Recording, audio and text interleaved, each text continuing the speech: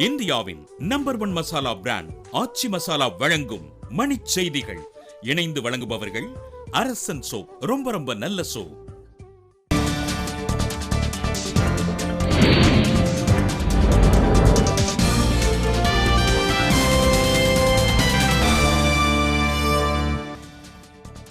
புதிய ரூபாய் தாள்களுக்கு ஏற்றவாறு 90 விழுக்காடு தானியங்கி நடுவங்கள் சீரமைக்கப்பட்டு விட்டதாக தகவல். இந்தியாவின் ஒட்டுமொத்த உள்நாட்டு உற்பத்தி ஓராண்டுக்குள் பெரும் வளர்ச்சி அடையும் என அருண்ஜேட்லி தகவல். ரூபாய் தாள்கள் புழக்கம் அதிகரிப்பதே ஊழல் பெருக காரணம் என பிரதமர் நரேந்திர மோடி குற்றச்சாட்டு.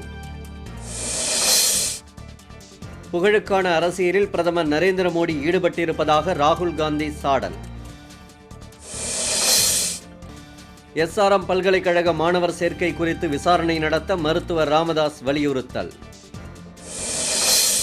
டிசம்பர் 4ஆம் தேதி புதிய காற்றழுத்த தாழ்வு நிலை உருவாக வாய்ப்பிருப்பதாக வானிலை ஆய்வு நடுவம் தகவல். பணத்தட்டுப்பாட்டை விரைவில் தீர்க்க கோரி ராமேஸ்வரம் மீனவர்கள் 7வது நாளாக வேலை நிறுத்தம். ஜனநாயகத்தை காப்பதற்கு தலைமைச் செயலகத்திலேயே தங்கியிருக்கப் போவதாக மம்தா பானர்ஜி அறிவிப்பு.